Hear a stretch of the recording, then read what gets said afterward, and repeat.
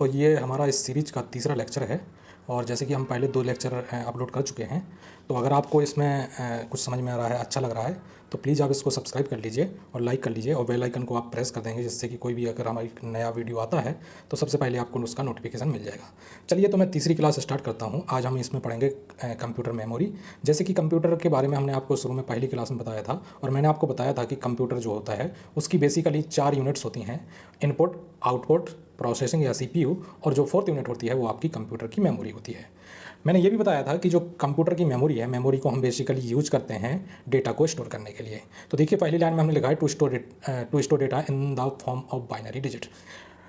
देखिए, कंप्यूटर के अंदर जो भी चीज़ हम क्या करते हैं, स्टोर करते हैं, तो वो हम क्या करते हैं, बाइनरी डिजिट्स के फॉर्म में या बाइनरी फॉर्म में क्या करते हैं, स्टोर करते हैं। कंप्यूटर सिर्फ और सिर्फ बाइनरी लैंग्वेज को समझता है, मतलब 0 और 1 के फॉर्म की जो लैंग्वेज होती है, जिसको हम मशीन लैंग्वेज भी बोलते हैं। तो कंप्यूटर सिर्फ और सिर्फ बाइनरी फॉर्म ही समझता है। इसलिए जो भी हम डेटा कंप्यूटर के अंदर स्टोर करते हैं, भले ही मान के चलिए कोई भी फाइल जो हम देखते हैं उसमें बाइनरी फॉर्म हमको नहीं दिखता है, पर कंप्यूटर अपने हिसाब से सिर्फ और सिर्फ इसको क्या करता है, बाइनरी फॉर्म में ही स्टोर करके रखता है।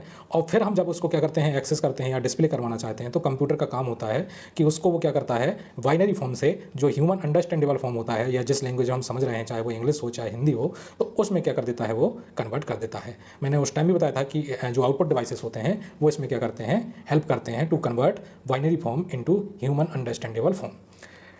तो इसमें क्या है, कंप्यूटर में जो बिट्स होती हैं, बिट्स मतलब 0 या 1, 0 या 1 का जो फॉर्म होता है उसको बिट्स बोलते हैं। और इन बिट्स को हम क्या करते हैं, इन बिट्स की ग्रुपिंग करते हैं। और जब हम बिट्स की ग्रुपिंग करते हैं तो उससे क्या होता है कि एक वर्ड बनता है। तो कंप्यूटर के अंदर वर्ड क्या हो गया, word is a group of bits.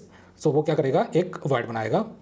अब कुछ पॉपुलर ग्रुप ऑफ वर्ड्स हैं या ग्रुप ऑफ बिट्स हैं, उनको थोड़ा सा हम क्या कर लेते हैं, समझ लेते हैं। जैसे कि अगर 4 बिट्स का एक ग्रुप है, तो 4 बिट के एक ग्रुप को क्या बोला जाता है, निबल बोला जाता है। So 1 nibble is equal to 4 bits हो जाएगा।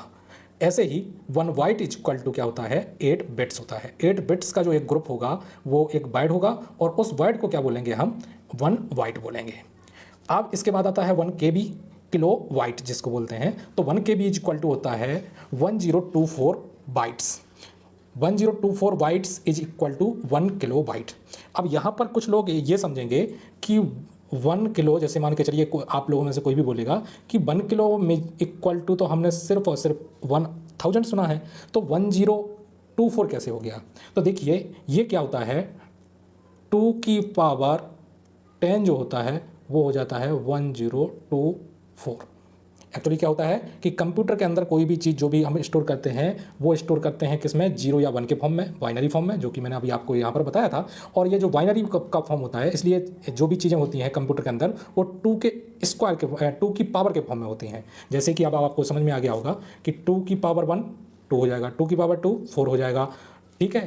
2 की पावर 3 8 हो जाएगा। फिर आपने सुना होगा 16 बिट्स के प्रोसेसर होते हैं, या मान के चलिए आपने सुना होगा 32 बिट्स के प्रोसेसर होते हैं, 64 बिट्स के प्रोसेसर होते हैं। तो ये 2 की पावर के फॉर्म में जो भी चीज़ें होती हैं वो कंप्यूटर के अंदर होती हैं। और क्यों होती हैं, क्योंकि कंप्यूटर बाइनरी फॉर्म ही समझता है, इसलिए वो जो भी चीज़ें क्या करता है, या उसका जो भी जो इंटरनल डिज़ाइन है कंप्यूटर की, वो 2 की पावर के फॉर्म में होता है। इसलिए यहाँ पर ये थोड़ा सा कन्फ्यूजन वाली लाइन थी, इसलिए मैंने आपको यहाँ पर समझाया है कि 1 किलो बाइट मतलब 1000 बाइट नहीं होता है, 1024 बाइट्स होता है। ये आपको समझ लेना है। अब देखिए, किलो बाइट के बाद आएगा मेगाबाइट। तो 1 मेगाबाइट इज इक्वल टू हो जाएगा 1024 KB। अब इसको एक्सप्लेन करने की जरूरत नहीं है। मेगाबाइट के बाद आपने सुना होगा कि जैसे आजकल आप मोबाइल चला रहे होंगे तो MB के बाद GB आता है। तो 1 GB is equal to 1024 MB हो जाएगा, मेगाबाइट हो जाएगा। इसके बाद आ जाएगा 1 TB, 1 टेराबाइट, 1024 GB मिलकर 1 टेराबाइट बनाएगा। TB के बाद पीटाबाइट आता है, 1024 TB is equal to 1 petabyte. Petabyte के बाद आ जाएगा exabyte, 1024 PB is equal to 1 exabyte. Exabyte के बाद आएगा आपका zettabyte, 1024 EB is equal to 1 ZB। इसके बाद जो नीचे है यहाँ पर प्रिंटिंग मिस्टेक हो गई है, इसको आपको क्या कर लेना है, YB कर लेना है। योट्टाबाइट बोलते हैं इसको, 1024 ZB इज इक्वल टू 1 एप्टाबाइट। इसके बाद हम यहाँ पर क्या करते हैं, इसके बाद हम चलते हैं नीचे, मेमोरी का थोड़ा सा क्लासिफिकेशन समझ लेते हैं कि मेमोरी का क्लासिफिकेशन कैसे होता है। देखिए, यहाँ पर हमने लिखा है कि जो मेमोरी होती है हमारी जो मेमोरी होती है, कंप्यूटर की जो मेमोरी होती है, इस मेमोरी को बेसिकली यहाँ पर 3 कैटेगरी में डिवाइड किया हुआ है। पहली जो होती है आपकी कैटेगरी वो प्राइमरी मेमोरी होती है, दूसरी सेकेंडरी मेमोरी होती है, और जो तीसरी होती है वो आपको कैशे मेमोरी होती है। कुछ बुक्स में आपको यहाँ पर सिर्फ क्लासिफिकेशन में 2 तरीके की मेमोरी मिलेगी, तो आपको उसको क्या करना है, आपको कंफ्यूज नहीं होना है। 2 प्रकार की प्राइमरी और सेकेंडरी मेमोरी भी आपको देखने को मिल सकती है, तो उसमें आपको कंफ्यूज नहीं होना है। कहीं कहीं पर ये कैश मेमोरी का कॉन्सेप्ट नहीं दिया हुआ है, पर हाँ ये लेटेस्ट कॉन्सेप्ट है, काफ़ी पुराना हो गया है, पर हाँ अभी अभी का कॉन्सेप्ट है, तो इसके बारे में मैं भी आपको बताऊँगा थोड़ी देर से। चलिए तो स्टार्ट करते हैं। अब देखिए प्राइमरी मेमोरी को यहाँ पर देखिए, आप देखेंगे तो यहाँ पर प्राइमरी मेमोरी को 2 पार्ट में डिवाइड किया हुआ है। एक रैम हो गई, दूसरी आपकी रोम हो गई। रैम को फिर से उन्होंने क्लासिफाइज किया हुआ है आपका स्टैटिक में रैम में और डायनेमिक रैम में। रोम को 3 प्रकार में यहाँ पर क्लासिफाइड किया हुआ है। पी रैम प्रोग्राम्ड रोम बोलते हैं, ईपी रोम इरेजेबल प्रोग्राम्ड रोम बोलते हैं, और डबल ईपी रोम इलेक्ट्रिकल इरेजेबल प्रोग्रामेबल रोम बोलते हैं। तो ये काफ़ी डिटेल में हो गया है, इतना हमें नहीं समझना है, बस हमें ये समझ में आना चाहिए कि प्राइमरी मेमोरी को 2 पार्ट में डिवाइड किया गया है, रैम और रोम। ये इतना जरूर आपको याद रखना है। हाँ ये नाम आप याद कर सकते हैं कि रैम को फिर से फर्दर हम क्लासिफाइड कर देते हैं स्टैटिक्स और डायनेमिक में, और वैसे ही रोम को क्लासिफाइड कर देते हैं पी रोम, ईपी रोम और डबल ईपी रोम में। दूसरी आपका जो दूसरा क्लासिफिकेशन होता है वो होता है सेकेंडरी मेमोरी को, और सेकेंडरी मेमोरी जो है उसके कुछ एग्जांपल्स यहाँ पर दिए हुए गए हैं। हार्ड डिस्क हो गई, जैसे मैग्नेटिक टैप हो गया, सीडी, डीवीडी, और इसके बाद डिस्क हो गई, ईटीसी हो गई, जिप डिस्क हो गई। इसके बाद जो थर्ड जो क्लासिफिकेशन है वो आपका कैश मेमोरी का है। चलिए तो हम एक एक चीज़ को इसको पार्ट को हम समझ लेते हैं। देखिए तो पहला जो है वो है आपका प्राइमरी मेमोरी। प्राइमरी मेमोरी जैसे कि जिसके नाम से समझ में आ रहा है, प्राइमरी मतलब होता है जो कि डायरेक्टली कनेक्टेड होती है आपके सीपीयू से। मैंने आपको बताया था कि कंप्यूटर के अंदर जो भी प्रोसेसिंग होती है वो सीपीयू के अंदर होती है।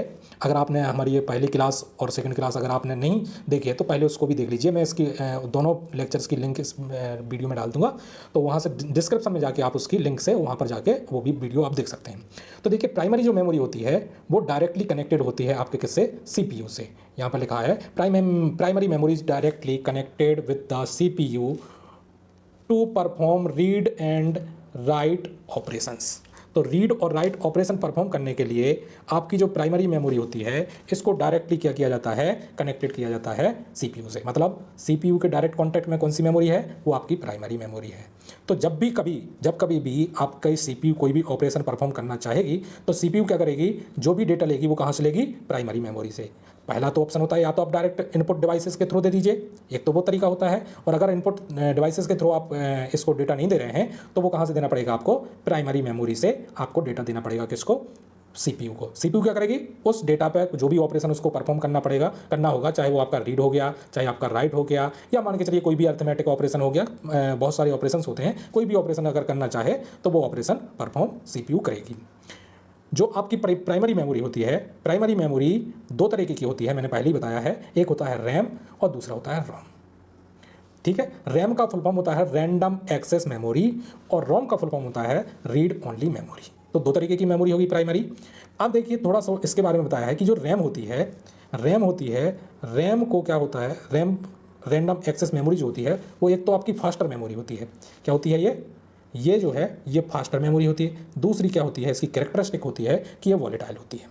वॉलेटाइल का मतलब क्या होता है, वॉलेटाइल का मतलब होता है कि जब तक कंप्यूटर की पावर चलती रहेगी या जब तक कंप्यूटर आपका ऑन रहेगा तब तक जो डेटा रैम में आया है वो वहाँ पर स्टोर रहेगा, और जैसे ही कंप्यूटर आपका बंद हो जाएगा या शटडाउन हो जाएगा वैसे ही जो भी डेटा रैम के अंदर होता है वो क्या हो जाता है, हट जाता है या इरेज हो जाता है।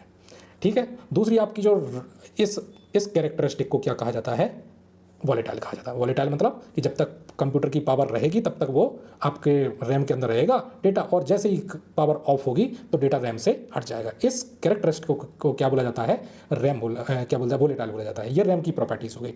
दूसरी ये फास्टर होती है।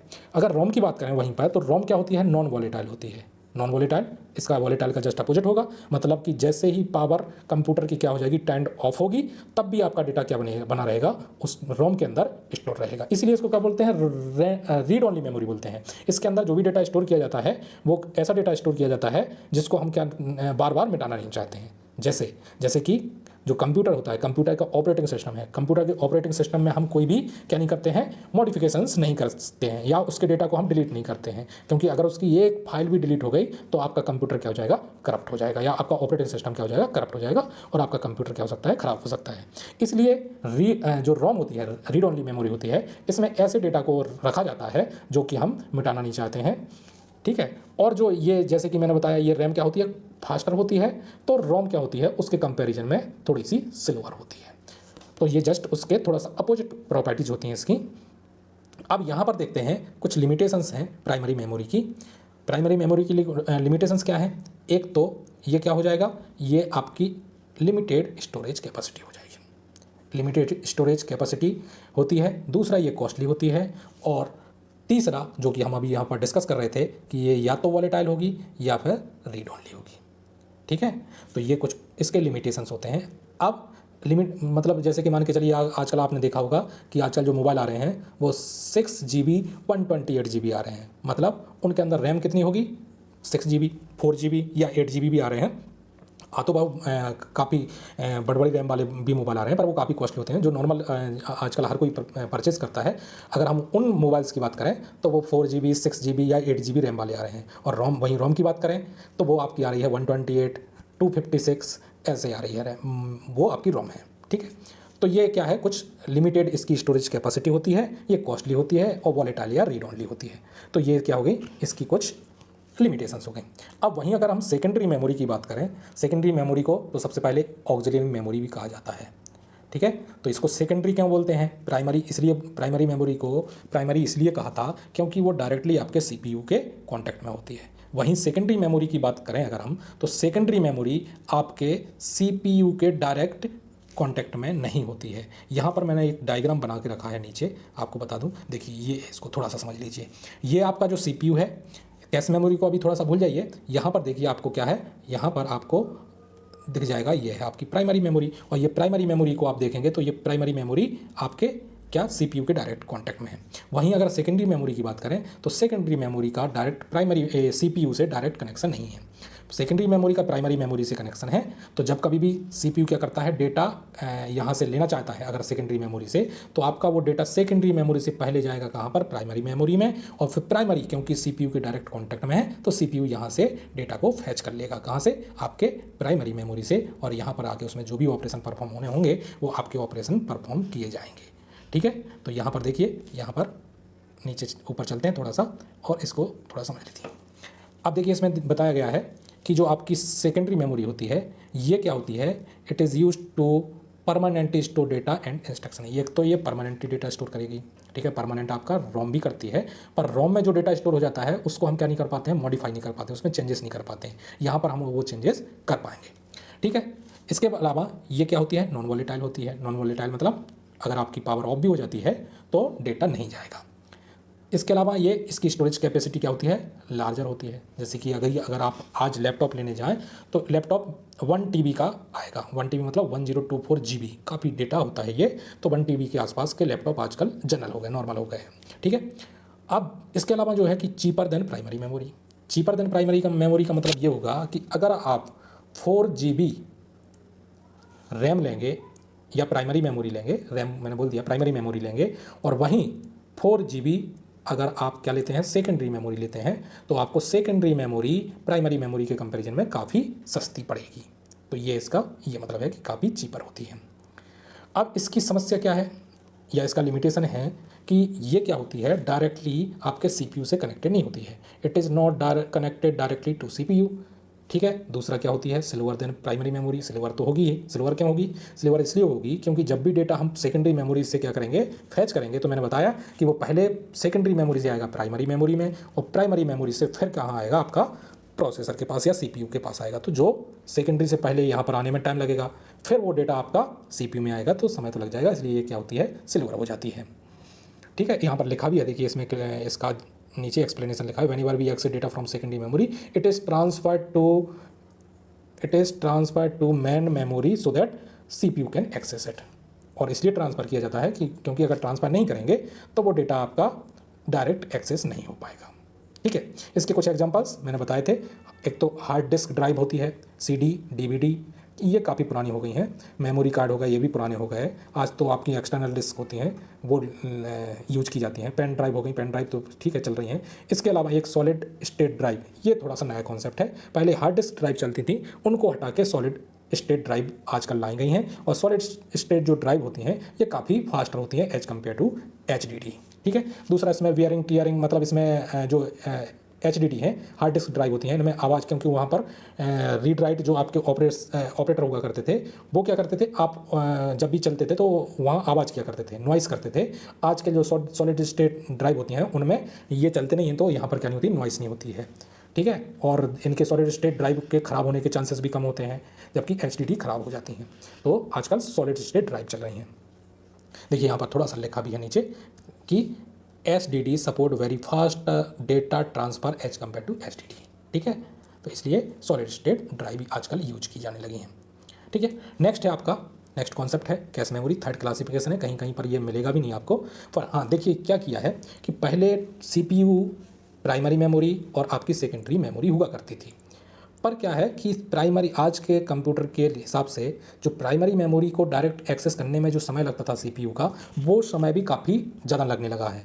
इसलिए एक अलग तरीके की मेमोरी डिज़ाइन की गई जिसको कहा गया कैशे मेमोरी। और ये कैशे मेमोरी प्राइमरी मेमोरी और CPU के बीच में क्या कर की गई, प्लेस कर दी गई। इन दोनों के बीच में एक मेमोरी कनेक्ट कर दी गई, कैश मेमोरी, जिसकी जो आपकी एक्सेसिंग स्पीड होगी वो प्राइमरी मेमोरी के कंपैरिजन में काफ़ी ज़्यादा होगी। तो देखिए यहाँ पर इसकी डेफिनेशन में भी यही लिखा है, a very high speed memory placed between CPU and primary memory is known as cache memory. उसको क्या कह दिया गया है, कैश मेमोरी कह दिया गया है। ठीक है। ये थोड़ा सा आपको डायग्राम याद कर लेना है। ये डायग्राम आपको यहाँ से देखिए, ये देख लीजिए, इसको थोड़ा सा आपको याद कर लेना है। ओके। तो देखिए आज की क्लास में हम यहीं पर वाइंड अप करते हैं और धीमे धीमे करके ऐसे ही हम पूरा जो भी आपका सिलेबस है वो कवर कर लेंगे। तो आप सभी को देखने के लिए बहुत बहुत धन्यवाद। और अगर आपने सब्सक्राइब नहीं किया है तो चैनल को सब्सक्राइब कर लीजिए। ठीक है। और आप अपने दोस्तों को शेयर कीजिए, जो भी पढ़ना चाहते हैं वो पढ़ें। और बाकी आप अपने जो भी डाउट हैं या जो भी आप इसमें कुछ सुधार करवाना चाहते हैं तो आप कमेंट में कर दीजिए, मैं कमेंट पढ़ूंगा और अगर जो कुछ भी होगा आपके हिसाब से वो अपनी क्लास में मॉडिफिकेशन करूँगा। Thank you so much.